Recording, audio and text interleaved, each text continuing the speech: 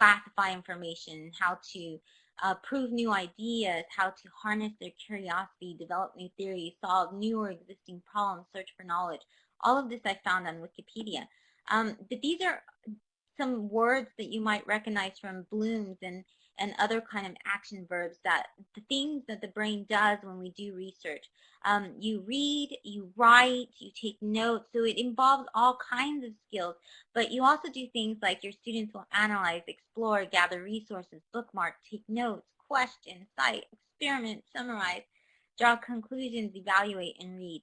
So this particular session is for high school students and all the way to adult learners, and how we can teach them how to be very effective and how to be able to digest so much language and break it down to something they really understand and they can use in a presentation, when writing an essay, or even just for planning a project. Or and later in life, the great thing is that they'll use this kind of skill not only for language learning, but throughout the rest of their lives. When they go on a trip, they'll have to do research.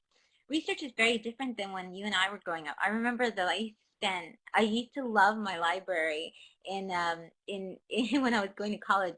It was 24/7, and I would be there, and I loved looking at all these stacks of books and just spending days. And I guess I'm a big dork. Nobody else likes to do that, but I would spend days, and I would just like write and read and do all this crazy research, and it took forever. I literally would take hours just to do all the research for one paper. And so then this is what research looks like now. This is me, and I'm doing an EU project, and I'm researching with, there's Marissa and Graham Stanley and Joel Josephson, and all of us are together. And you can see here, this is what it looks like for our students. They have laptops, they have websites. It makes it so much easier. The library no longer is like this. It's this, all these books and stuff that we love, it still exists, but our students don't use it that way. Now they have to connect. Now they find a lot of resources online, and for them, this is much more effective, and it's better. It's better for language learners because I'll show you some tools, and it makes it easier for them to process the information. It makes it so much faster to find it, and especially if they have access to these databases, and not only Wikipedia. So these are the libraries of the future. This is actually the modern library in Korea. And so this is what it looks like. You see very few books, and it's not surprising that you see all of these types of, LCD TVs and this these digital databases and libraries, and it's so much connection, and they even have it set up for, iPads and wireless and mobile devices. This is what note-taking in the past used to look like. This is what when we were taking notes, we would use our Post-its and things like that. And some of our students will still do this, even our adult students. But it's good to begin to show them, even our adult students, how to research online and how to use online tools, because this is note-taking now. We have the iPad here, and then we have the Kindle. And the great thing about the Kindle, if you have a Kindle, is that it highlights certain quotes and things that people just think is really interesting, and you can even take notes, and you can look up words, and it's so incredible. The books that our students can read now, language learners, especially, they can look up a word they don't know, or they can look up a reference they don't know, and they can get a picture like that, or they can see a Wikipedia article about it, or it's not as advanced as I would like it to be. I think they could do a better job with the ebooks, but it is evolving, and there are things that really help our learners visualize the vocabulary, the concepts that they're reading. This is note-taking now, and I really like this because it can be collaborative. You can do it on a Google Doc. This is sticky notes now. This is a Linolet or a wall wisher, and you stick things online. You can stick things on website. This is me sticking something on my old blog here. And there's a tool, this is Digo, and you can actually, you just click a corner and you can take notes, and you can see, if you're on Digo, you can see everybody's notes on that particular website, so it makes it really effective. You can turn your notes now into mind maps. And these are the tools. These are all different websites, and they're free for learners. to use to really help them sort all the information and data they receive. And these are some of the sites that I recommend. Now, you may recommend more sites, but these are the ones that I do. Diigo is definitely my favorite bookmarking tool. It's a community of learners. I mean, everybody bookmarks. You have access to bookmarks anywhere you go as long as you have an internet connection. And the great thing about Diigo is when I look at websites and tools online, I specifically look for a few things. And one of the things is I see if it has a bookmarklet. What's a bookmarklet? Well, a bookmarklet means that you can have it on your corner of your browser, Chrome, or they have it on Firefox. And all you do is you click a little symbol, and it pops up, and it just gives you all these options to, in seconds, put your bookmarking tools up. But the great thing about Diigo too is it comes as a free app, and a lot of the things that I suggest, I think it's great to be able to have an app, because then when you're on the go and you're reading something like at the bus stop or something, then you can bookmark it as well. So I have my Diigo bookmark right here. It's a little difficult to install, and but you have to take time and follow directions quite well. But it bookmarks everything. I use it for Twitter, and it has so many great things. If you have Twitter, Delicious as well. Delicious is very good as well. But the thing is that you can actually put hashtags, and it'll put it as keywords. And then you just look up the keywords, and automatically it's categorized. You can put it to where everything that you tweet, or anything you favorite, or anything you retweet automatically goes in your bookmarks. So I have about like 5,000 bookmarks on my Diigo right now, in like 1,000 categories. Google Docs. Google Docs is so great. Okay, so if your students are doing research, there's a couple of things they have. My students do research. They do surveys, or they'll do note-taking and polls. So I recommend Google Docs. Has a really good form. I use that for everything. It's free. It has spreadsheets, and now it's kind of being replaced by Google Drive. That's the newest thing. And so if you sign up for Google Drive, which is free, then you can go ahead and, well, that's very good, Adam. And and then you can have them do things like, I think Twitter is a very effective tool, because part of research is doing interviews and surveys, and getting, you may have done some research and you have to do a focus group. It's usually about 30 people or more, and that's considered good for a survey, a good analysis. So Twitter is an easy way to do that. You can tweet out different things. Your students can follow different hashtags, and they can read about events that are going on, and they can find a lot of resources. For example, ed tech, mobile learning, science. If they follow science hashtag, they'll find a lot of information. And this is good information. Teachers have sorted it out and things like that. Poll everywhere, free way, and really quick to be able to go online and just kind of send a poll out and get some quick information. This one, ClickList, was actually developed by high school students, and this is a fantastic note-taking tool. Basically, you can do it on your iPad, you can do it online on the website, and when you take the notes, it gives you all these functions that are really quick, so students, while they're just typing and taking their notes, I have my iPad here, but you can, while they're listening, and maybe they have to listen to a lecture, or they're just seeing a presentation, they can quickly take notes, and they'll format it for them. But it also highlights things, so they can automatically, afterwards, they can analyze their notes. It'll take them to all these encyclopedias online for more information, Wikipedia, dictionaries. And so it's really great for language learners, even to pronounce different words that they may have written down, and they couldn't understand. Scoop It. Scoop It is one of those great things. It only allows you 5, but if you're a researcher, you can, a lot of teachers are using this in English, for English language learners right now, to be able to gather information on one topic. Pin Interest. It's just a beautiful way to visualize bookmarks. It's so pretty. Live binders. Now, the bit.ly address for this particular thing is actually on a live binder. So I'll share that with you, because you can see what it looks like. But the great thing is that this has an easy bookmarklet tool. And the great thing about live binders is it lets you see it in the binder. It looks like a notebook, an online notebook. and then you press the P for present. And so what it does is this, it's also a presentation tool. So usually you have that step where you gather all the information and you research and you find the websites and all of this. Well, now your students can actually just have it all in one. They don't even have to develop a presentation. I'm not saying it's the prettiest, but they have some great options to be able to just present the information. So you research, you present. So it saves a lot of time. And then there's these other ones as well that do the same thing. This is a mind map of bookmark. This one, it'll take any kind of notes you can copy and paste from Microsoft Word, and then it makes it into a mind map. So your students can do that, and it's easier to kind of register for the brain cognitively for that. A Monster Mob is a playlist, 19 pencils.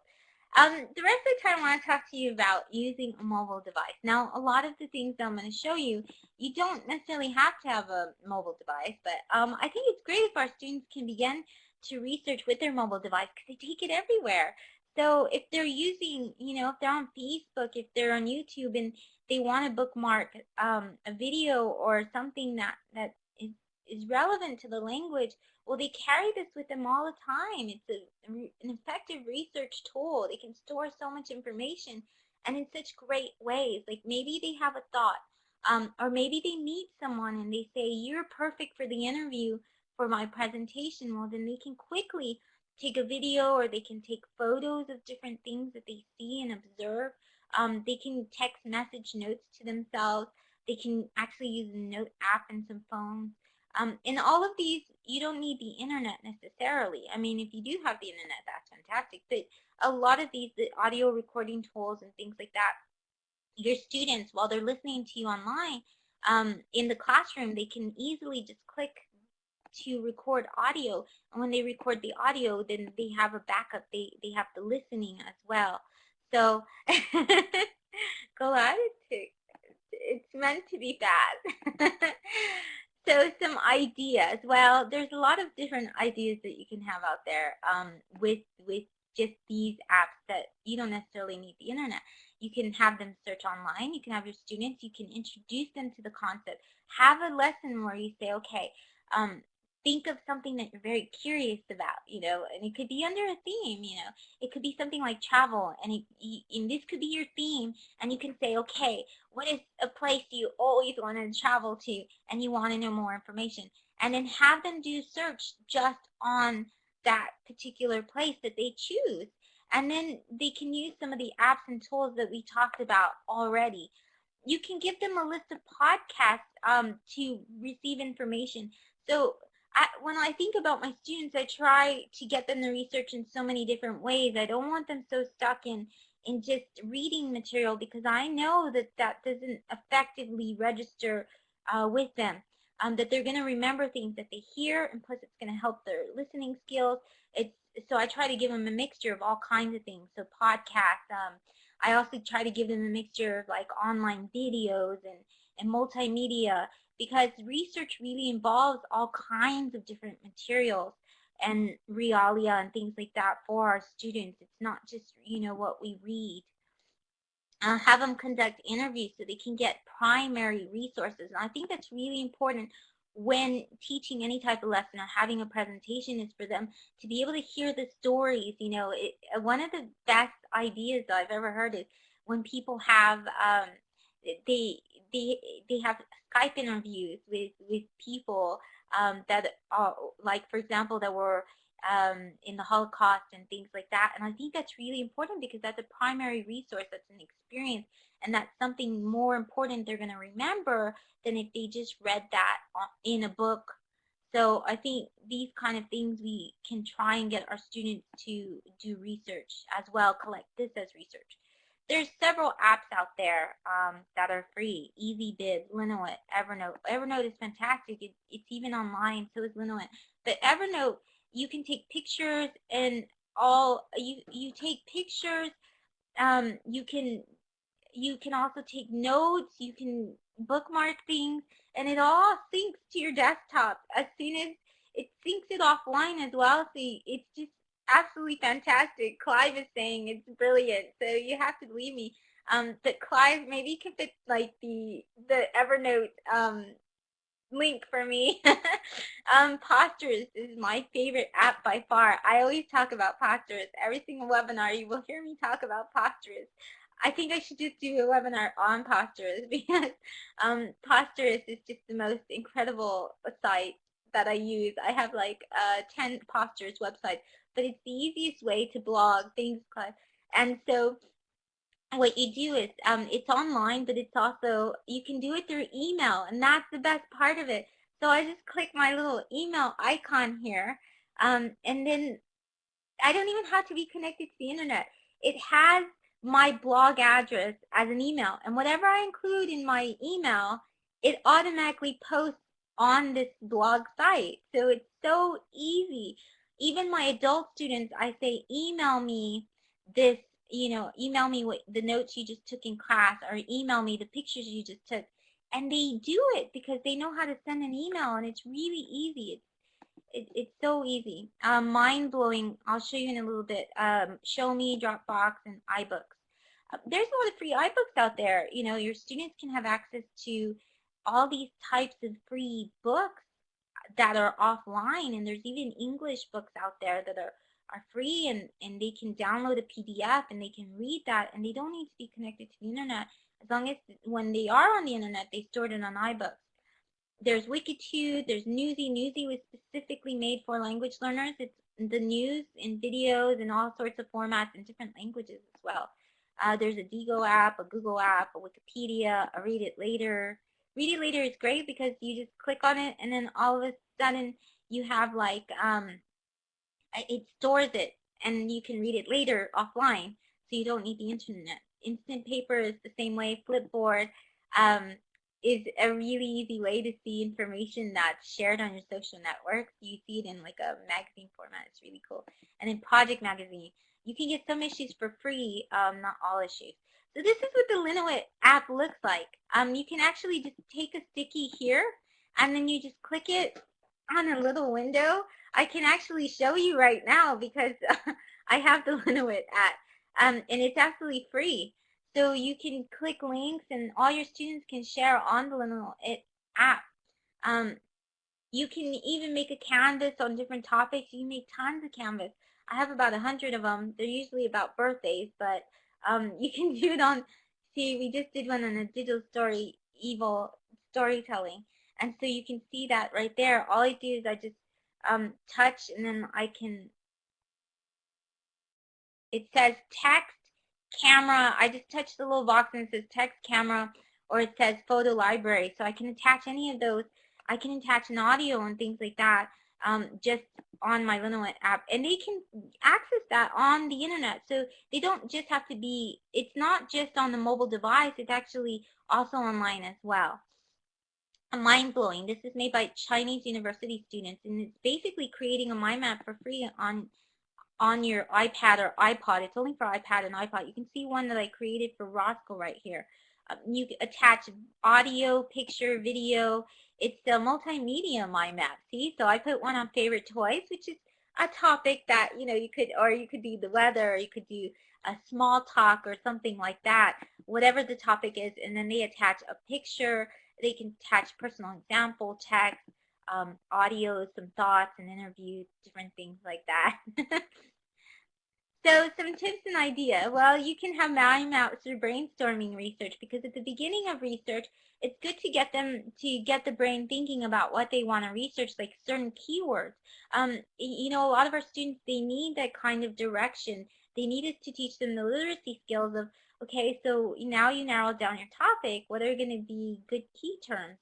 The information that they think they might come up with, information they already know about the topic. You can integrate this with other tools. You can email notes. So with all the tools I've just showed you, you can have interactive projects online, collaborative research, and I think that's the best for language learners and students in general. So I'm going to show you two augmented reality research apps that are free. This is Wikitude, and I absolutely love it because you can take your device, you just put it up somewhere.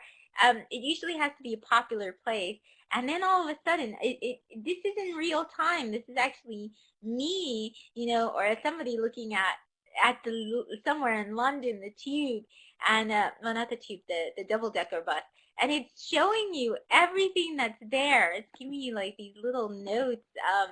The Alpine Interactive is 1.3 kilometers away, so it's like augmented reality.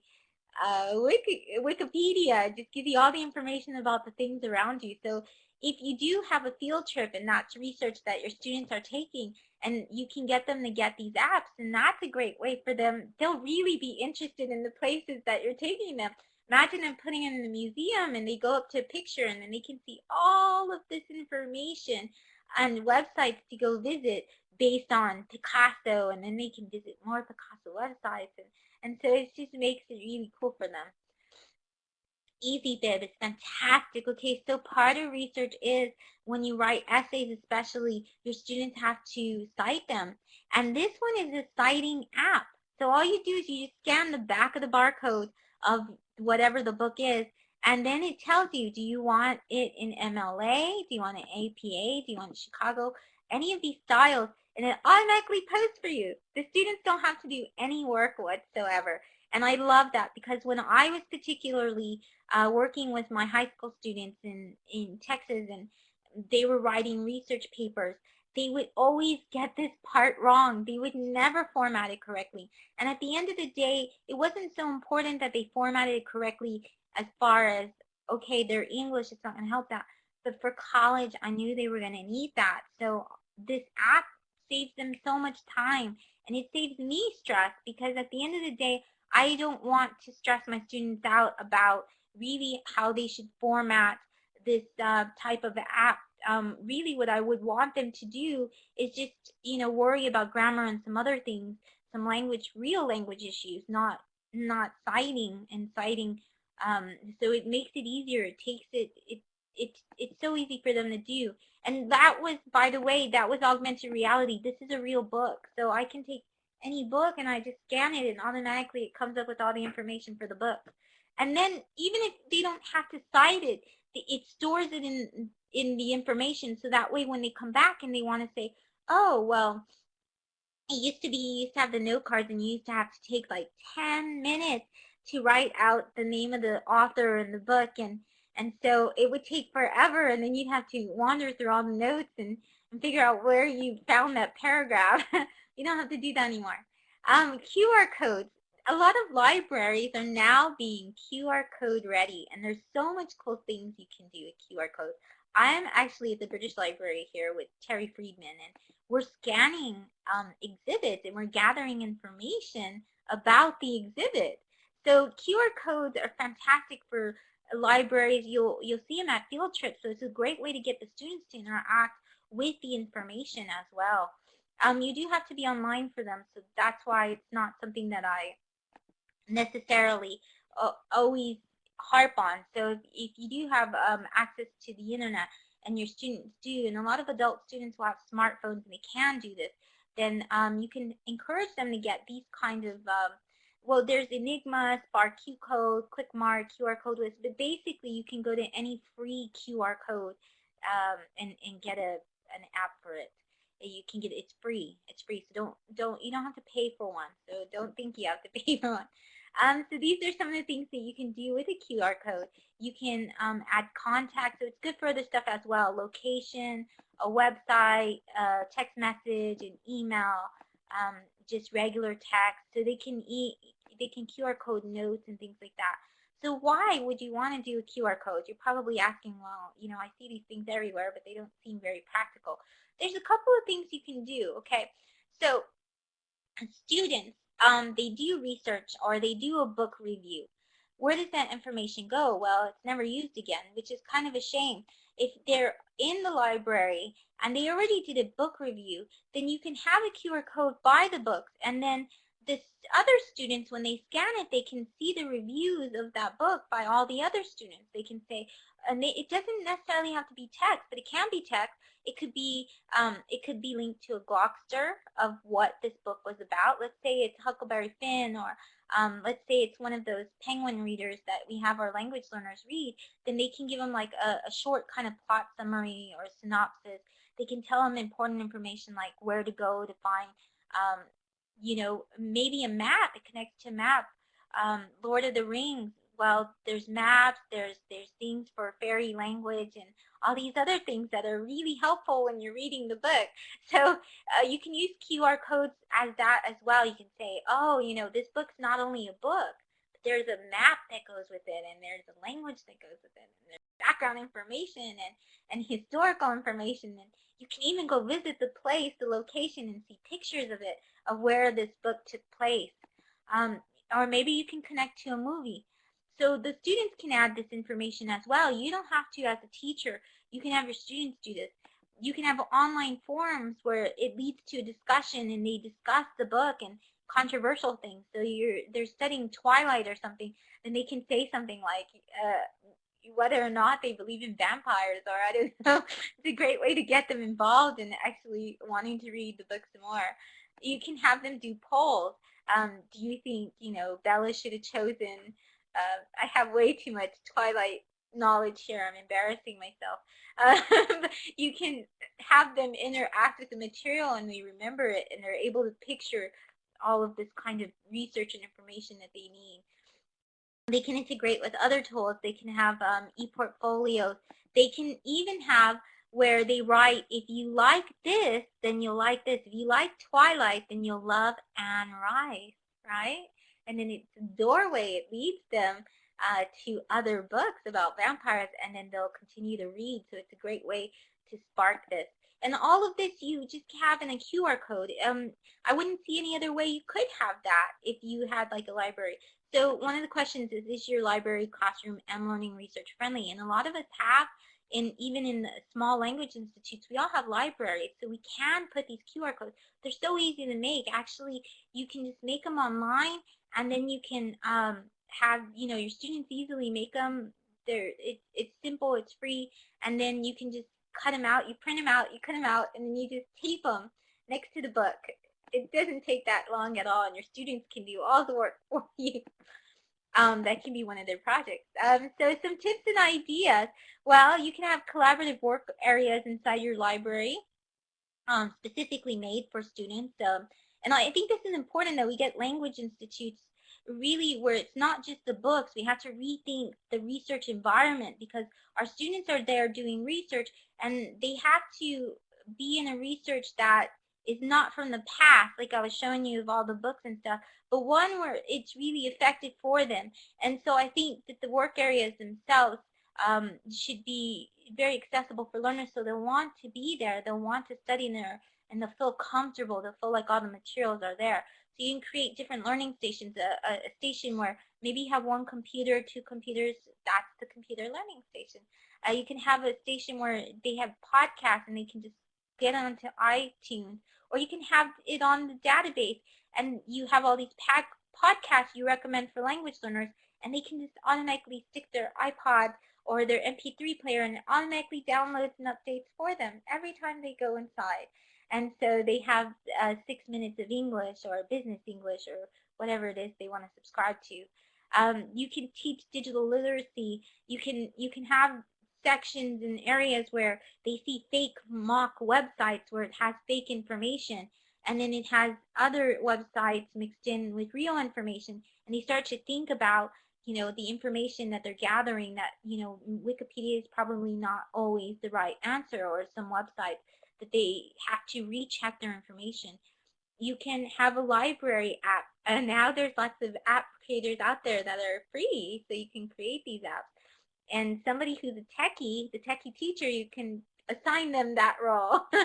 Have various mobile technology available if you can, and then make sure you have the students be the content creators, and then tie it to the school event. So any notes they take and everything like that should be part of that research.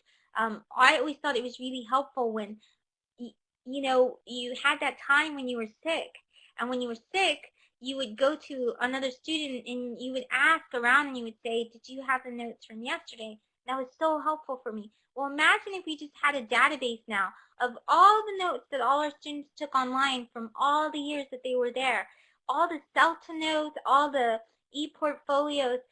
For me that would be very, very helpful when I'm studying for things.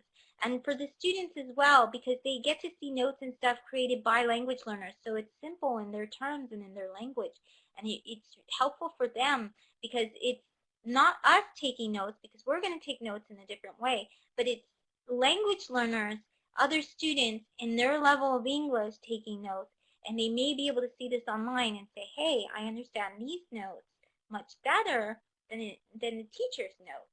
So it's very helpful to go back to that experience. And so that's it. I kind of flew by there, but uh, hopefully you found lots and lots of great tips and websites, and you can actually go and you can download all of these really cool, well, you can download the slides and you can have access to all of these links as well. And so have fun creating and have a great weekend. I will see you next Friday when we talk about math, teaching math to language learners. Thank you all so much. Bye.